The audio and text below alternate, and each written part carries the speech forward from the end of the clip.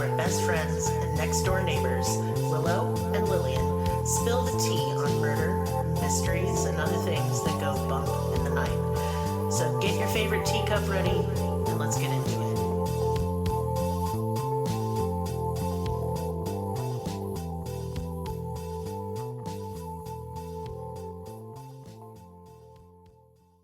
Welcome to Cruelty Podcast. This is Lillian, and with me is Maris. Hello. Not a Maris Monday.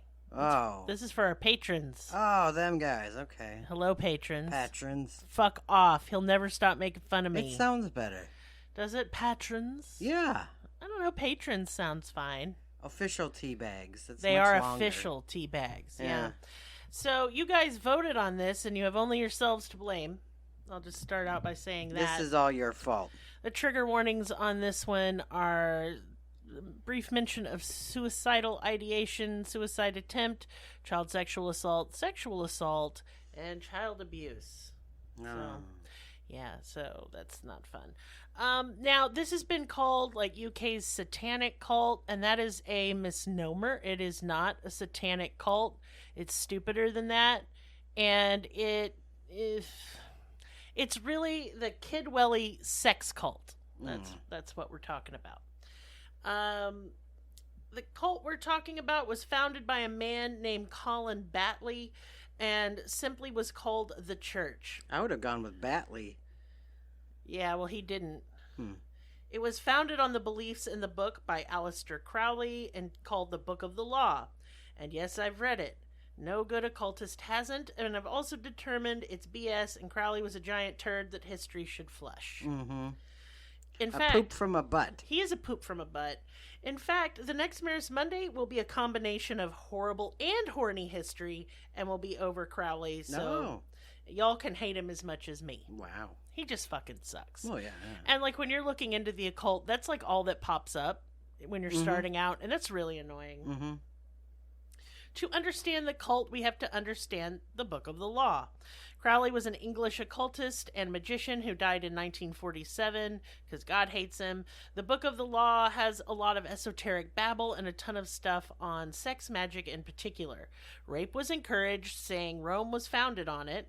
Sex with anyone was not only permissible but encouraged. That included animals and children. No boy. Prostitution was glorified, and I see nothing wrong with that, but consent is a big deal and education is important, and Crowley didn't give a shit about any of that. And it should be like legal, so Indeed. They could get protection and stuff. That's right, and neither did the Church or Colin Batley. I will be telling this story kind of through the lens of one of the survivors of this cult, and her name is Annabelle Forrest, and that's not her real name. She uses this pseudonym so that she can have a normal life. I thought it was a cool name. It is a cool name.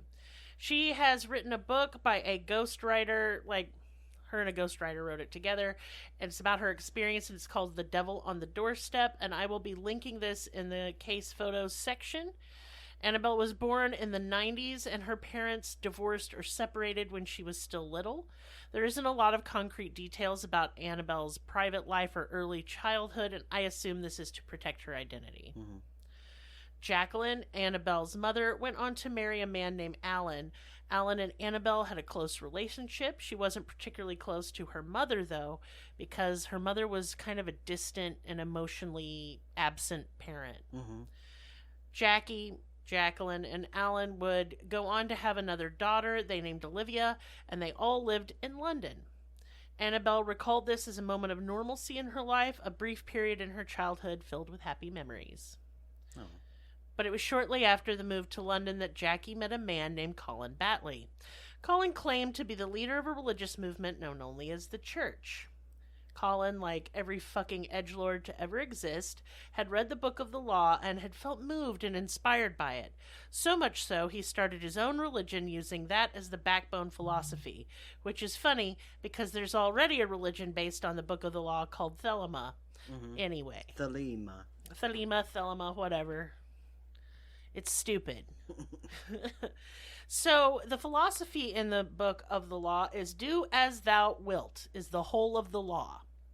Now, what that means is pretty much your identity and who you are should be all about, you should be all about that. And fuck anybody who tries to get in your way. Maybe literally. But it means destroy them, get rid of them. It's only about you and the actualization and spiritual ascension of yourself. Very edgy. It is super de-duper edgy. But the caveat to that is all things should be done through love. Yeah. And I think that's funny, given how Aleister Crowley conducted himself. I didn't hear about that part before, so I don't understand it in connection with how he behaved. I know, but it is true. Like, maybe he meant love of the self. He didn't really expound on that too much. It just sounds good, I guess. I don't know. And so Aleister Crowley had gotten a vision from his guardian angel. And this was after he did the Abramelech operation. Is that the dude he drew a drawing of that looks real dumb? No. Oh. That was some other spirit, like lamb. I don't remember. Yeah.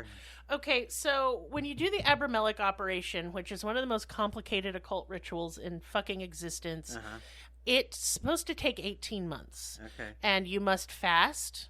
You must abstain from alcohol, drugs, sex, mostly food. Like, I'm out. I can't do this. Like, you can't eat red meat or, like, butter, things like that. I need to have the butter. It's part of my diet. It's just, like, bread and water, a lot of meditation. Like, you can't even think in pure thoughts. You have to take, like, ritualistic cleansing baths and all this shit. Oh. Now, it is purported that only a handful of people throughout history have completed this complex ritual, but many have died trying. Aleister Crowley was, like, traveling abroad, and he claimed to have done it while traveling. Yeah, like he totally abstained from heroin. I'd believe Liar. Or sex or alcohol. He was a big horn dog, so I really doubt that. But something to note is in the Abramelech operation, you must acquire a house to use for ritual purposes. It cannot be done while you're on vacay. Oh, so I can't rent an Airbnb and do it? You could, because they have long-term rental options. Oh. But the house has to be facing a certain direction. Yeah. Like with the rising of the sun and stuff like that. You cannot leave the house. You can't fucking leave the house for 18 months. Yeah. And so, do I think that he completed this? No, I don't. Do I think he did a bunch of opium and saw visions? Sure. But anyway, his guardian angel, which I forget the name of now, came to him and told him that he was the chosen one. He liked the next Jesus type of deal. And that he would herald in a new age and a new religion. I mean, I guess. And he did. Yeah. I mean, to be fair, he did what he set out to do. Yeah. Thelema is a religion. Or an occult practice, whatever you want to call it. But should you base anything else off of it? No. Is it stupid? Yeah. I mean, kinda. Yeah. I hate that it's now the backbone. Like, Aleister Crowley's teachings are now, like, the backbone of the modern occult. I wish it weren't so. There's a lot of better people to read than Crowley. So anyway, I just wanted to explain all that before we go further. So, because this is often called a satanic cult, I'm not seeing no Satan in there thus far. But yeah. Colin preyed on single women with young children. Usually these women were poor and struggling.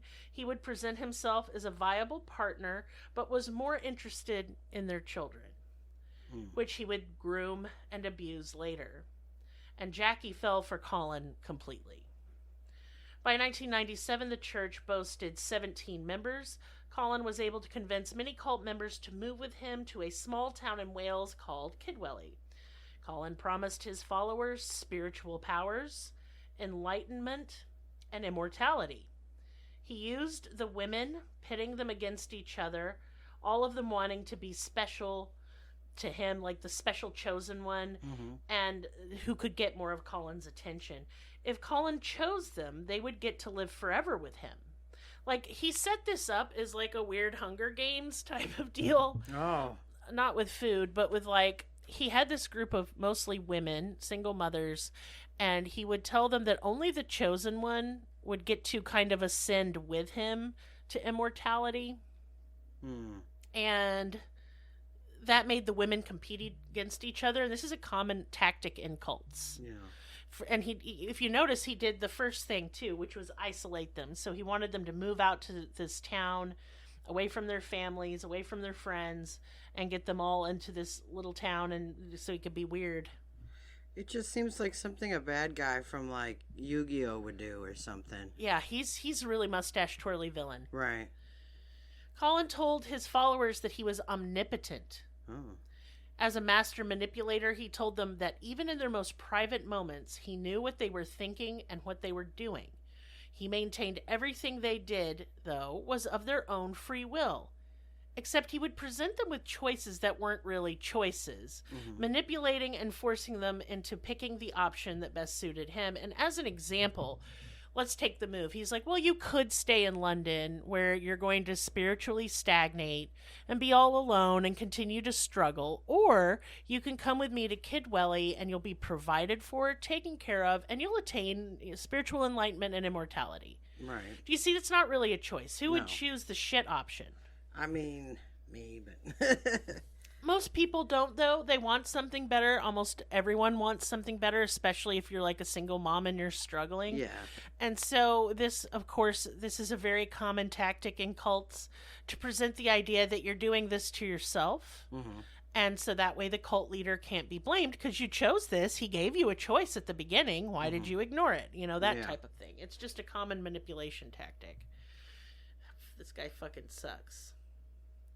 So by 1999, the cult all lived in 4 homes in a cul-de-sac of Kidwelly. And this is from Kidwelly's official website. Mm-hmm. Kidwelly is a town in Carmarthenshire. Holy shit, England, why? Right. West Wales, approximately 10 miles west of Llanelly. The town of Kidwelly lies on the river Gwendraeth above Carmarthen Bay. These names are hard. Kidwelly is a coastal town, ideally situated as a centre for touring West Wales, the Pembrokeshire National Park, the Gower Peninsula, and the Brecon Beacons. The area is a superb mix of rolling countryside, seashore, and woodland. Indeed, it is totally microcosmic of the rest of Wales at its finest. Calm down, Kidwelly. Mm-hmm. Kidwelly was established in approximately 1115 AD and received its royal charter from King Henry I. The current population of Kidwelly is approximately 3,000, with some 30,000 tourists visiting annually. So it's about the size of our small town. Yeah, and about the site, like when they got... Because we got about that many visitors, too. Yes. Oh, no, way more. Yeah, well... That's as many visitors as we get in 1 month. We get probably close to 200 to 300,000. Well, it sounds like our town. It does. It's like cute and it's like nestled in the hills. It's lovely and it's a really quiet place in the off season. Has a lot of tourists. I can see why he picked it because it's isolated. Mm-hmm. Notable followers of the church were Sandra Iveson, Shelley Millar, Jacqueline Marling, who was Annabelle's mother, Colin and his wife Elaine. Annabelle and Jackie and Alan and her half-sister all moved to Kidwelly to be closer to the cult and to be closer to Colin. Annabelle was 7. When they moved into the house in Kidwelly, she hadn't even met the cult leader Colin, and the house they moved into was run down and, in Annabelle's words, very dirty.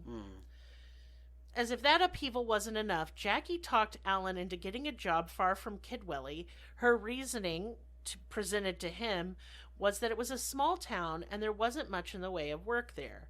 Alan had no choice but to comply if he wanted to pay the bills. And eventually, Alan just stopped returning to the house in Kidwelly altogether. Colin had convinced Jackie to rid herself of her husband. Uh-oh. Yeah. He didn't die. Yeah, okay.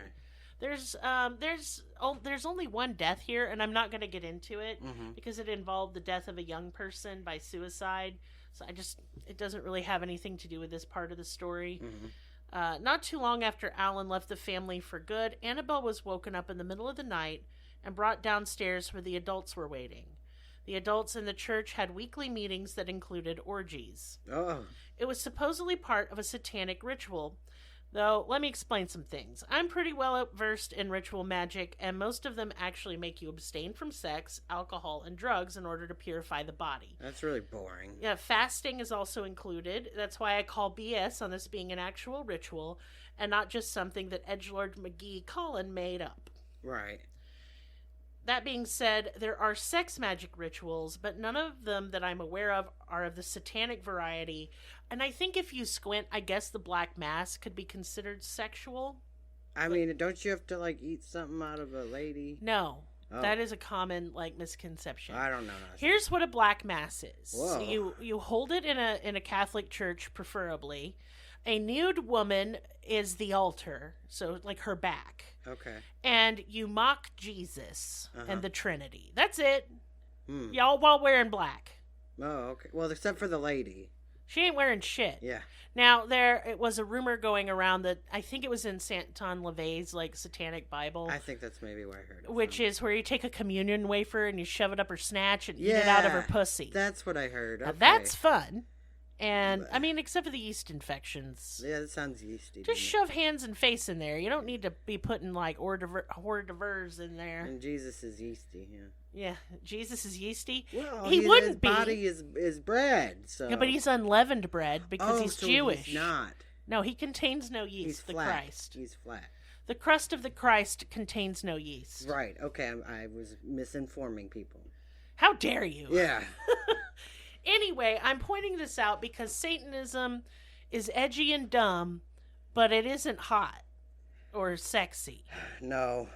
They're not fucking in a And there's a lot of bald, way. like, because Anton was bald, and, like, wasn't Alistair bald? Well, yeah. A lot of baldies in that religion. See? Yeah. You do that, your hair fall out. Okay. Yeah, anyway, moving on. Yeah, we gotta move on now. Please heed the trigger warnings. Should I leave? No, Oh. you can't. Colin had convinced the women of the cult that sex with him was vital to their spiritual growth, which is pretty par for the course for these shitty cults. And so he began grooming Annabelle at age 7 in that dark living room. He told her she was the chosen one, and it was time for her to commit to the church. Colin threatened her that if she didn't do as she was told, she would be tormented forever and always be in pain in the abyss. Now, the abyss, according to Colin, was just a tactic he used to manipulate his followers. He threatened them with this eternal punishment, much like the Christian faith manipulates people by saying they'll go to hell unless they do what they're told. I don't see the difference. Yeah. And no, I won't elaborate. No. Annabelle was terrified, and of course she believed him. She was 7. Yeah. She's just a child, and her mother was standing right there. Annabelle then was forced to watch as her mother performed oral sex on Colin. That was her initiation. Colin told Annabelle that when she started her period, he'd have her too. Disgusting. No, that's gross. Colin went on to use a very popular tactic amongst cult leaders. He worked his followers to the point of exhaustion for the church. They either had to have outside jobs or they would do like yard work. They were always working. Always. He would also deprive them of sleep. This keeps people kind of in a state of where they're easily suggestible. In addition, anytime he would show them just like a fucking crumb of kindness, it would seem like a much bigger gesture than it was. Yeah. Like giving someone a glass of water suddenly became like a Christ-like act. Right. And this is common in all cults you'll see, pretty much. I mean, I know this is serious, but like my cat acts like that. Like when I give her ice water. Your kitty cat's obsessed with ice water. Tell him about it. Well, that's just it. Like she has plenty of fresh water. You know, she's obsessed with mine though. It has to be for me. If he raises his cup and the ice clinks in there, the cat will come running. She will come zooming. And she will hop up there and yum yum yum yum yum yum yum yum yum. Forever. She'll do it like 6 or 7 times a day. I'm glad she's hydrated. That's the most hydrated cat that ever lived. She also doesn't mind baths. Yeah, she's a water cat. Just a water cat. It's so, cute. Anyway, that's a lot more cute and fun than what you're talking about. Yep, back to the horribleness. Ugh. So, with Jackie now working all the time, she neglected Annabelle, effectively ignoring her. Annabelle was miserable there and asked to go live with her biological father. Jackie said that was fine, but they'd have to take it up with Colin. Colin just manipulated Annabelle into staying. He threatened her and her mother. He told Annabelle that her father just wouldn't be able to take care of her. He's like, but it's your choice. Again, you're seeing there's no choice here. He just told a child, like, you won't be taken care of, and then you're going to go to the abyss where you'll be tormented forever, and your mother might die. Right. But you go ahead if you want. Yeah, right, all right. What an asshole. So she agreed, not really ever having a choice at all. Colin's control continued to tighten around the group. All female cult members got the Eye of Horus tattoo as a symbol of the church and spiritual protection. And all that's in Thelema too, and I won't get too deep into it because Crowley loved appropriating things from ancient Egypt. It even says in the Book of the Law, like, women should wear, like, Cleopatra-style eye makeup and stuff. Okay. Like, listen here, bitch, you don't tell me what to do. Right. I thought I was supposed to do what I want to do. Yeah, do what and I thou don't want to wilt. fucking do that. If you don't want to wear makeup over, you want to wear kiss makeup only. Yeah. Yeah. I'm going to wear, like, fucking, like, death metal face paint. All the time, because All do the what thou time. wilt.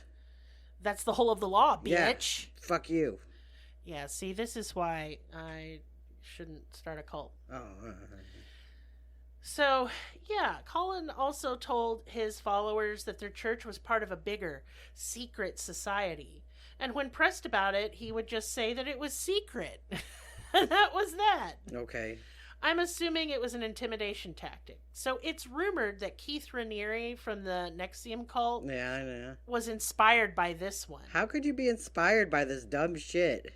Because it's a sex cult. And they're both sex cults. The fucking Nexium was a sex cult, too. But it didn't work out for this guy, I assumo.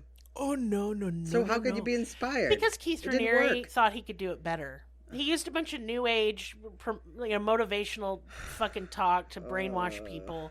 But it's specifically the branding. Like, remember all the women had the Eye of Horus tattoos?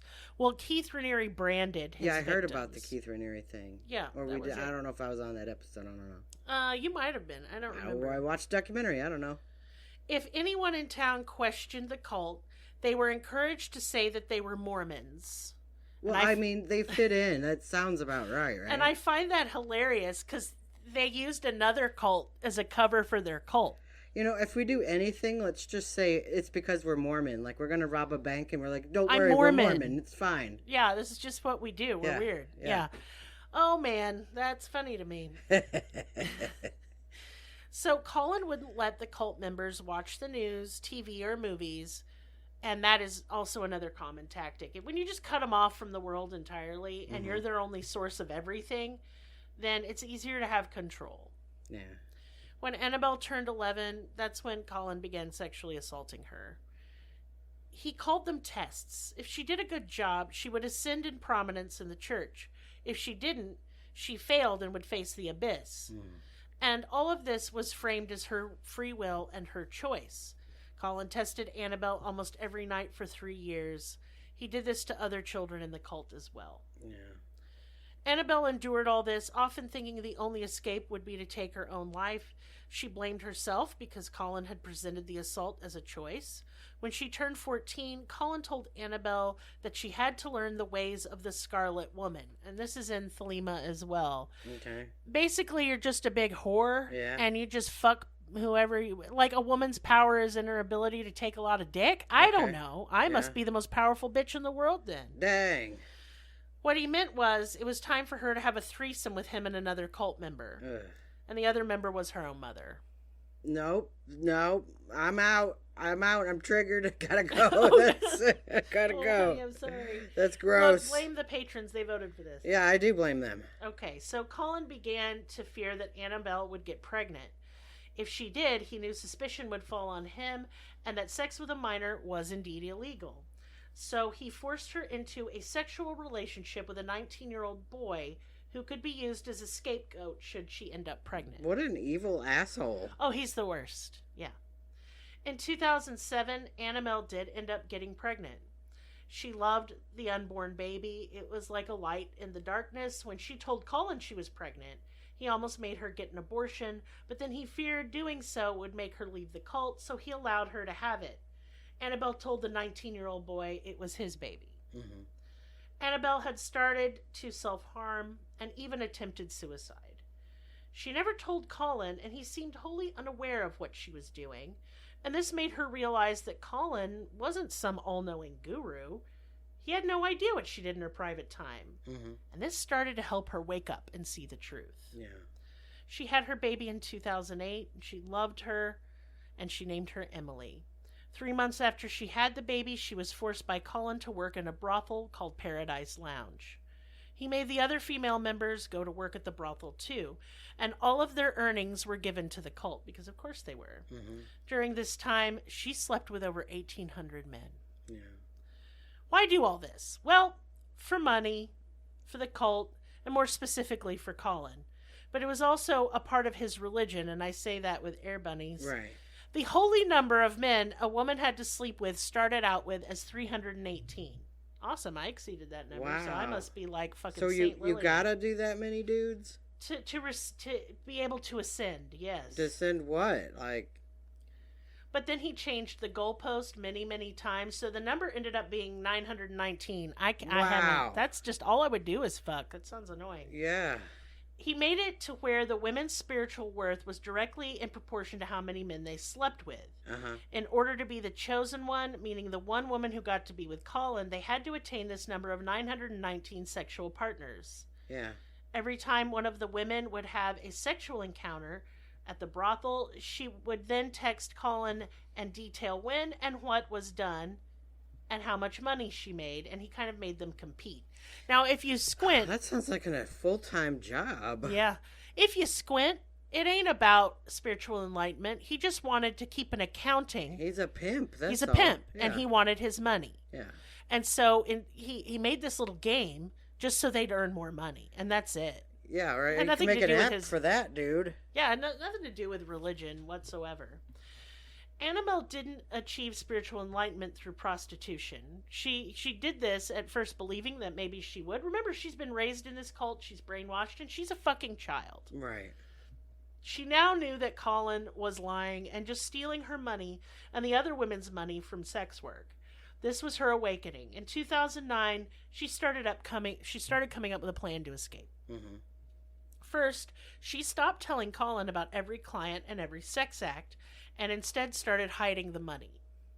Then she turned to her boyfriend Thomas, the one that Colin made her date, the 19-year-old, Okay. and she told him to go to a library, get on Facebook, and contact her former stepfather Alan and tell him that she needed help. Mm-hmm. Because in her mind, she had to save her child, Emily, from this life. Mm-hmm.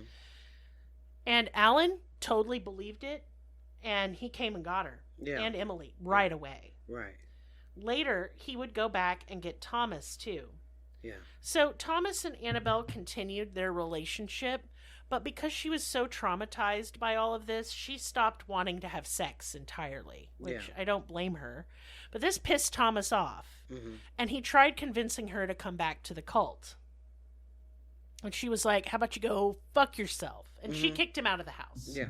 And he ended up returning to the cult. Yeah. Annabelle, struggling with all the mental health issues from the abuse, finally, it just couldn't get along with Alan after that, and she moved in with her Aunt Kate and told her everything that had happened to her in the Kidwelly sex cult. And Kate told Annabelle that she needed to go to the police. Yeah. That everything that had happened to her was illegal and disgusting and not her fault. Mm-hmm. However, Annabelle was just trying to lead a normal life outside the cult. She achieved her goal to get her daughter and herself free, and the last thing she wanted to do was relive all her trauma by going to police about it. Mm-hmm. But as a result of all these trauma and all these issues, she started self-medicating with drugs and alcohol, developed addiction issues. She was running around all the time. Mm-hmm. I even think she briefly fell back into sex work. And her aunt noticed then she started neglecting her daughter. Yeah. Because you can't be a parent when you're doing that. Yeah, you can't function. Yep. And so she had some real talk with Annabelle. She was like, the state's going to take your baby. Mm-hmm. You'll probably go to jail. Yeah. If you don't clean your shit up. Right. If you don't clean up your act. Yeah. So Annabelle decided it was finally time to go to police. Mm-hmm. And she did. And it was Annabelle that brought the cult down. Yeah, cool. When Annabelle's story hit the news, other victims felt safe enough to come forward. Of course, Colin and Jackie denied Annabelle's story, but a court-ordered DNA test on Emily would prove what she said was true. Colin was the baby's father. Yeah. In 2011, Colin was found guilty of 35 charges that included human trafficking. His wife and Jackie were found guilty of 5 charges, where Shelley was convicted of only 2. Yeah. Annabelle attended the sentencing, which must have been really hard for her. Yeah. The longest prison sentence out of that was 11 years. Was and it all those Colin? people are now free. Okay. Yep. Yeah. Disgusting. Gross. I just think they should be jettisoned like into the center of the ocean. We should give them as an offering to the sun, you know? Yeah, the sun's nice. It makes it warm. Yeah. You know? Yeah. It makes plants grow and shit. Right. So we should say thank you to the sun. Please By shooting rockets of bad people into it. Yes. Yeah. And the sun's like, yum, yum, yum. Yeah, that'd be fine. Thanks. Yeah. I won't burn you to death. Right. Because it could. Well, they'll probably get radiation first. I mean, they die on the way to the sun and burn up before they even got there. But, you know. Oh, so that was awful. Yeah, I didn't like that. Maybe I'll go get my cat some water. Bye. Oh, no. Be nice, Maris. Okay, so the next one I'm covering is the Yahweh cult. I'll be covering it this week, too, because I don't want us to miss an episode. Willow's dealing with some stuff, so we're going to let her do that. Yeah. And I'm going to be doing that with Maris. I don't think the Yahweh cult's as bad as this one, but it might be. Yeah. It's up there. Yeah. I just wanted to bring you guys some cults that I had never heard of. And what I think is interesting is that this shit came after the Satanic Panic. Mm-hmm. And nobody satanic panicked about it. Mm. Although they did in the press call it a satanic cult. But you guys can clearly see it didn't have anything to do with Satan. It was just this guy's disgusting boner and greed. Yeah, yeah. That's it. He just wanted a whole bunch of women and children to molest and have a bunch of money that he didn't earn. Yeah. So our lesson for today is cults suck. Yep. Although people keep saying that me and you, Mary, should start a nice cult. Oh, what are we doing? Well, we could do it right now. Okay, the main idea of the cult is to be chill. Okay, I'm chill. Eat a lot of snacks. That's a ritual. Just eat snacks you like. Oh, so any snack is fine? Yeah. Okay. I pet kitties unless you are allergic. What can you pet if you can't pet a kitty? There's dogs. That's second choice to me. Or you can pet a bird. Yep. Or guinea pigs are very sacred in my religion. They're very cute. They make a funny noise. Yes, I really like them. I don't want to own one, but I like it. I like them. All right. So we pet cute stuff. We eat snacks. And we're chill. Yeah. Anything else we do? You can sign up for my Patreon. Oh no! Here's the catch. Well, you guys already signed up, so I guess you're de facto Get your friend members. that signed up for my Patreon as an offering to me. Oh, are you our god? Well, God's a strong word. Okay. I'm the guy who tells you. Oh, you're the guru. Yeah. Oh, Guru Maris. Yeah. So, instruct us. What do we do today, Guru Maris? Well, first, like I said, get your friend to sign up on the Patreon. Yeah. And then eat snacks and give me snacks. So. Oh, they have to make offerings of snacks. I do like any kind of offering. What kind of snacks do you like, Guru Maris? Man, I'm really into zebra cakes. You do like those? You like pizza rolls? I do. Just the cheese kind. The other ones are abomination. Yeah, you like pretzels. I do like pretzels, both soft and regular. You didn't want to say hard because you knew I'd say something. I'm derailed. I knew it. I'm derailed. You're derailed. Oh, yeah. Are you? Okay, I'll stop. Anyway, send all snacks and pictures of guinea pigs to Maris, I guess. Yeah. Hey guys, thank you so much for continuing to support this podcast. You keep me going. We're on YouTube now. I got to fix the link in the link tree because I'm an idiot and I put the wrong one because that's cool. But check there if you want to listen to us on YouTube. I know a lot of people prefer YouTube for podcasts. I don't know why. It's none of my business. I don't care. But other than that, I love you. Bye. Bye.